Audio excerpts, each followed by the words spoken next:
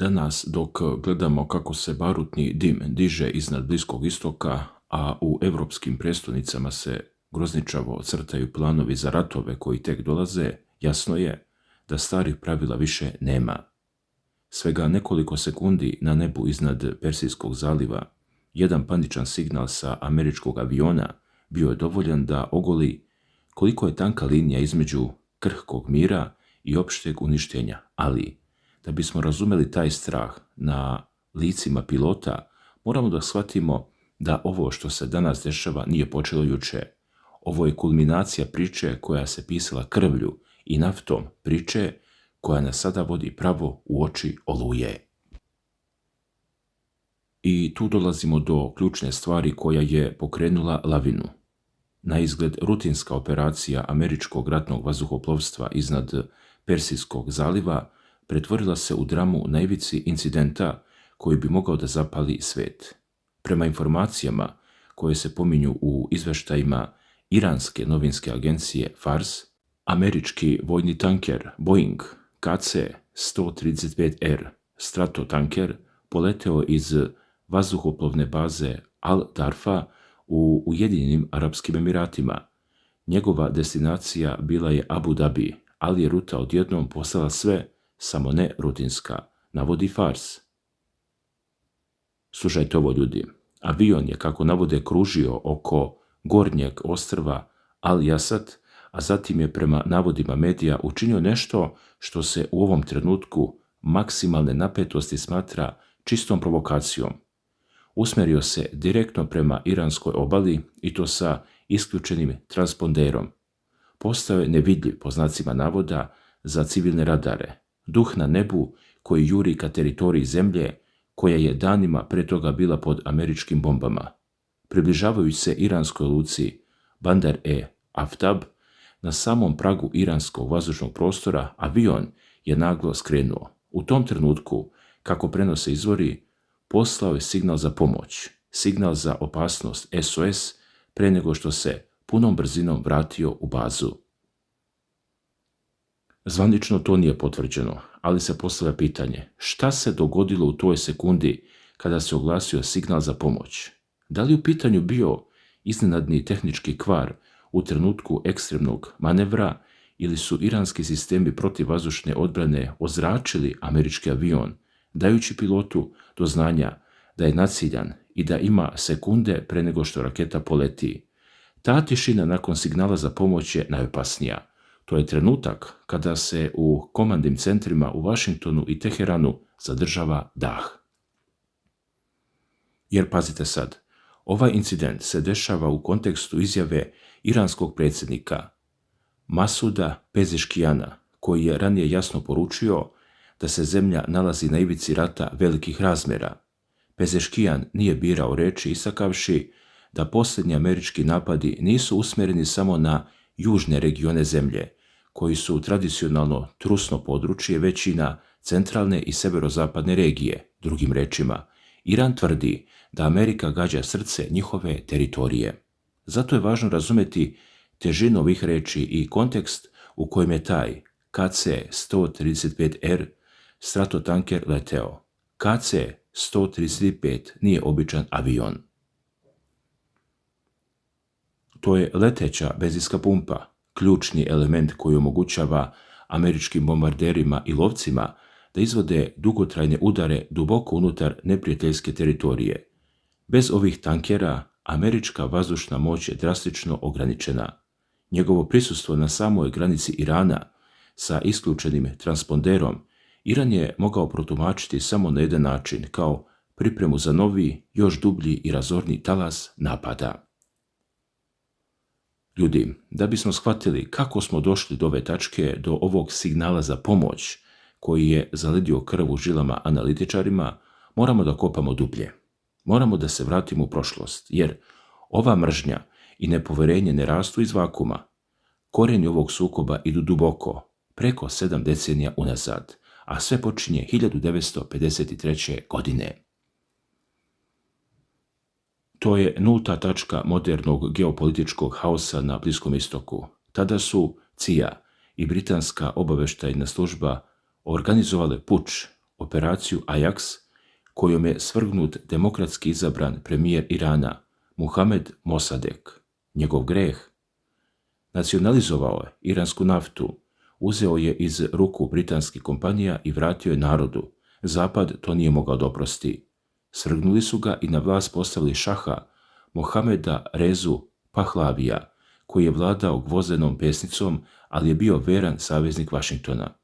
26 godina je šah vladao, dok je bes u iranskom narodu ključao. I onda, 1979. godine, desila se islamska revolucija.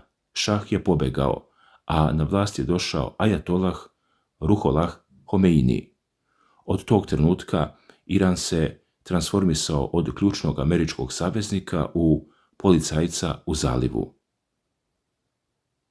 Zauzimanje američke ambasade u Teheranu i talačka kriza koja je trajala 444 dana trajno su urezali animozitet u svest obe nacije. Za Ameriku Iran je postao država koja sponzoriše terorizam.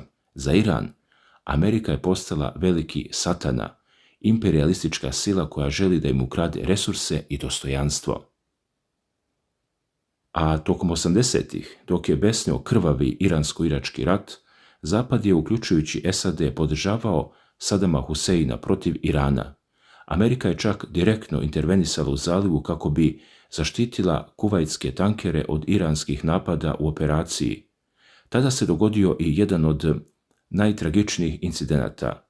Američka krstarica oborila je iranski putnički avion, ubivši svih 290 ljudi na brodu. Amerika je tvrdila da je to bila greška, da su mislili da je u pitanju borbeni F-14. Iran u to nikada nije poverovao. Za njih to je bio dokaz američke bezobzirnosti. Dalje, kroz 90. i početak 2000-ih politika se svela na sankcije i izolaciju, a onda je došao iranski nuklearni program. Zapad je bio uveren da Iran pravi atomsku bombu. Teheran je tvrdio da je program u mirnodopske svrhe. Napetost je rasla do usijanja, sve dok 2015. godine nije potpisan nuklearni sporazum JCPOA, skraćeno, između Irana i svjetskih sila, predvođenih administracijom Baracka Obame. Izgledalo je da je rat izbjegnut. Iran je pristao da drastično ograniči svoj program u zamjenu za ukidanje sankcija.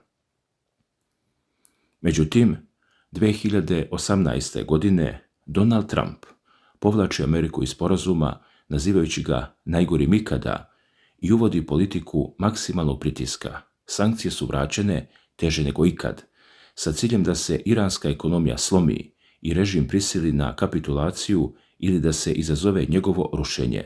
To je direktno dovelo do eskalacije u zalivu, napada na tankere, obaranja dronova i na kraju do atentata na generala Kasema Sulejmanija 2020. godine, što je svet dovelo na samu ivicu rata. I eto nas danas. To je taj istorijski prtljak koji je pilot onog KC-135 tankera nosio u svojoj kabini. To je razlog zašto predsjednik Pezeškijan govori o totalnom ratu. To nije politička hiperbola. To je realnost za zemlje koja je decenijama pod opsadom. Ali ovdje priča nestaje. Ona dobija novu, digitalnu i zastrašujuću dimenziju koja menja samu definiciju ratovanja.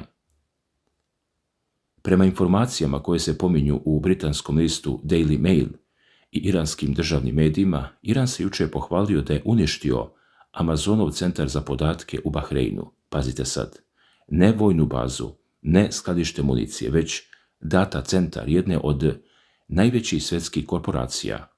Iranska revolucionarna garda saopštila je da je pokrenula niz dronova i krstarećih raketa na ovu bazu. A zašto?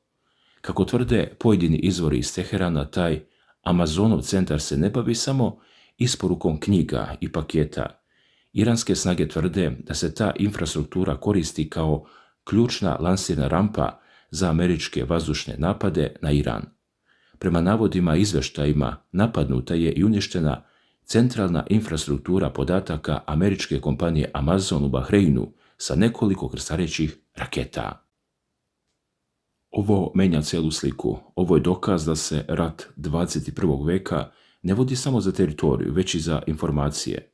Podaci su nova nafta, ali su i novo oružje.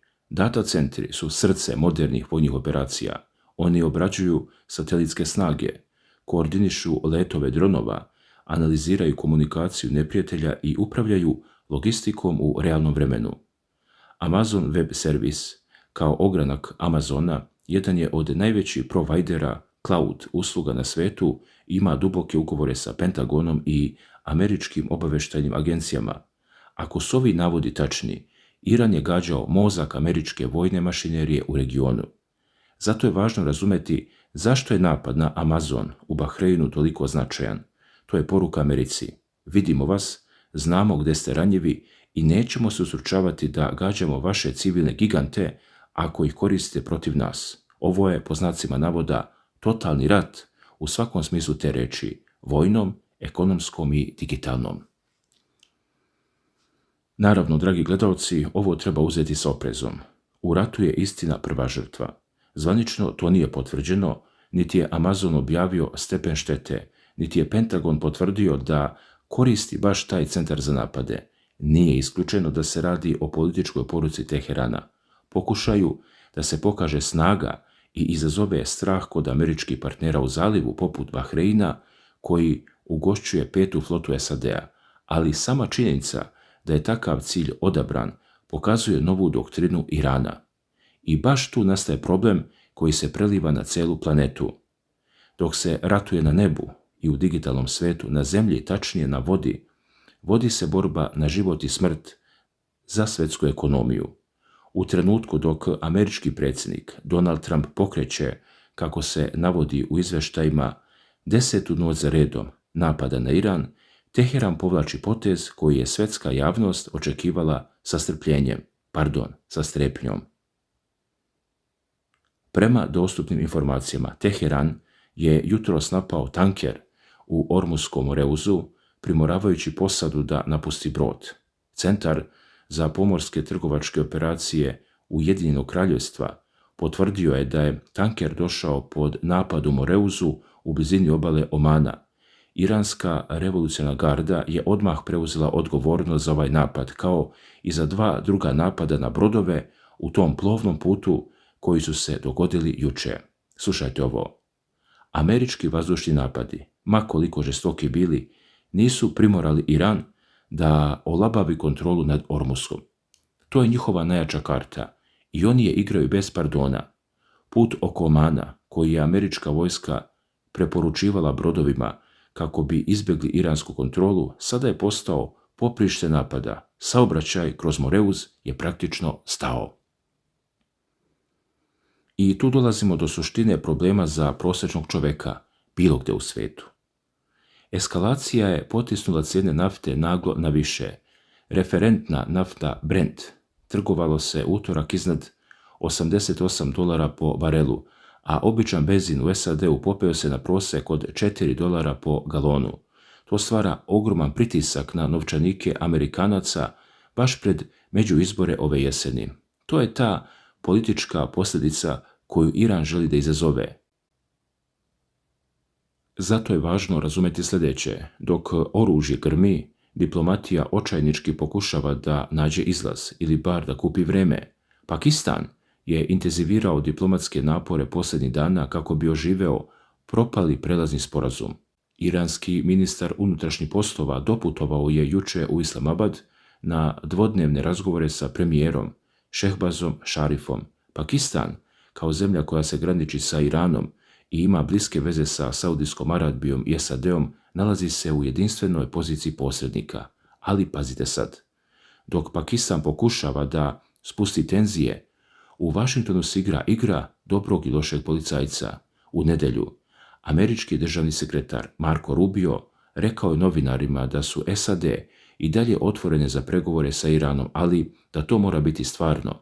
Prema navodima medija on je izjavio: ako se vrata otvore za diplomatiju, to će biti veoma pozitivan razvoj događaja. Nažalost, to nije mjesto gdje se nalazimo večeras. A dok se oči celog sveta grozničavo fokusiraju na Persijski zaliv i naftne tankere u plamenu, ovo menja celu sliku. Drama koja se odvija na Bliskom istoku ima svoje duboke, potmule odjeke na sasvim drugom kraju svijeta, u Europi.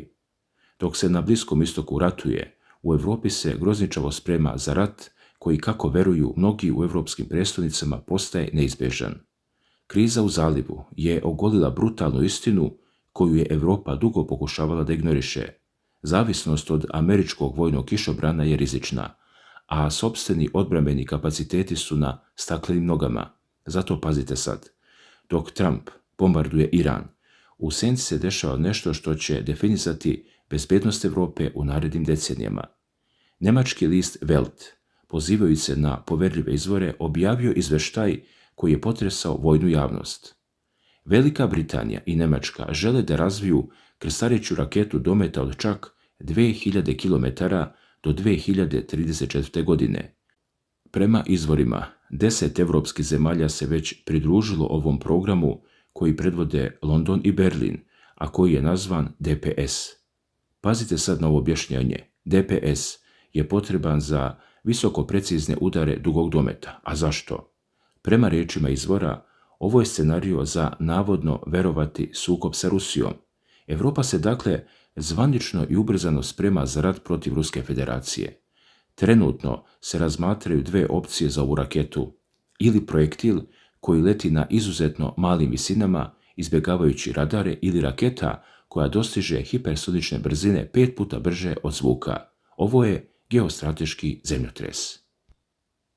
Dobro je poznato da je decenijama Europa, pre svega Njemačka, svoju bezbednost bazirala na trgovini sa Rusijom i američkoj vojnoj zaštiti. Taj model je definitivno srušen. Sada, suočeni sa mogućnošću da Trumpova administracija smanji posvećenost NATO-a i sa ratom u Ukrajini koji ne jenjava, evropske sile su odlučile da uzmu sudbinu svoje ruke. Razvoj rakete dometa 2000 km koja može da pogodi ciljeve duboko unutar Rusije, do sada je bio nezamisliv. To je prelazak sa defanzivne na ofanzivnu doktrinu. Zato je važno razumeti težinu ovog prelaza. Europa se suočava sa onim što se u strategiji zove bezbednosna dilema. Naoružavanje radi sopstvene odbrane Rusija će neminovno protumačiti kao pripremu za agresiju, što će dovesti do novog ciklusa trke u naoružanju i povećati rizik od sukoba. Ali tu nastaje problem, i to momentalno. Razvoj nove rakete do 2034. godine je prespor u svijetu koji se menja iz sata u sat. Europa ima rupu u svojoj odbrani sada i tu dolazimo do najneverovatnijeg obreta u ovoj priči, koji pokazuje očaj i pragmatizam evropskih lidera. Slušajte ovo. Dok se planiraju supermoderne rakete za budućnost, Europa se za trenutnu odbranu okreće staroj sovjetskoj tehnologiji. Ukrajinski odbrambeni sektor je otkrio da se razvija novi evro-ukrajinski sistem balističke raketne odbrane nazvan Freja. Cilj ovog programa, koji je pokrenut nakon sastanka koalicije voljnih u Parizu, jeste razvoj pristupačne arhitekture protivraketne odbrane. I tu dolazimo do ključne stvari. Jezgro tog sistema, novorazvijena antibalistička raketa FP7, nije potpuno novi dizajn. Kako se navodi u izveštajima, ona je izvedena iz sovjetske rakete Zemlja-vazduh 5V55, prvobitno razvijene 70. godina prošlog veka za čuveni sistem S-300P. Zamislite to. Europa u strahu od Rusije koristi modifikovanu rusku, odnosno sovjetsku tehnologiju da bi se odbranila. A razlog je jednostavan. Proizvodnja ove rakete je bila uspostavljena u ukrajinskoj fabrici Vizar, još u doba Sovjetskog saveza, što je zemlji omogućilo opsežno industrijsko upoznavanje sa dizajnom. Ukrajinski inženjeri su sproveli značajnu modernizaciju, poboljšali pogon, sisteme navođenja i upravljanja, što je omogućilo domet dejstva preko 150 km. Zvaničnici kompanije Firepoint, koja će obezbediti raketu, naveli su da je presretač već završio svoj prvi probni let. Dragi gledalci, ovaj potez ogoljava ozbiljna ograničenja evropskog odbrambenog sektora. Europa u ovom trenutku nije sposobna da sama brzo i u velikim količinama proizvede modern sistem protivraketne odbrane. Zato se okreću onom što imaju, starim fabrikama i proverenim sovjetskim nacrtima, modernizovanim za 21. vek. To nas dovodi do potrebe da dublje analiziramo tu tehnologiju. Da bismo shvatili šta to Europa zapravo dobija, moramo da se vratimo u 70. godine prošlog veka, u doba hladnog rata, kada je Sovjetski savez razvijao sistem S-300. Raketa 5V-55 bila je revolucionarna za svoje vreme. Ona je uvela tehnologiju hladnog vertikalnog lansiranja, gdje se raketa izbacuje iz kontejnera gasnim generatorom pre nego što upali njen raketni motor na čvrsto gorivo. To joj je omogućilo da dejstvuje u krugu od 360 stepeni bez okretanja lansera. Bila je izuzetno brza, postizala je brzine veće od 6 maha i bila je dizajnirana da obara krstareće rakete i avione na malim i srednjim visinama. Kasnije varijante poput 5V, 55RM postigle su domet od približno 90 km uz poboljšanje pouzdanosti i otpornosti na elektronske protivmere. Dakle, to je baza koju Ukrajinci i Evropljani sada koriste za sistem Freja. Oni uzimaju pouzdanu, brzu, aerodinamičku platformu i u nju ugrađuju modernu elektroniku, zapadne čipove i sisteme navođenja, stvarajući hibridnu raketu FP7. Međutim, pazite sad, ovo treba uzeti sa velikim oprezom i svesnošću o realnim kapacitetima.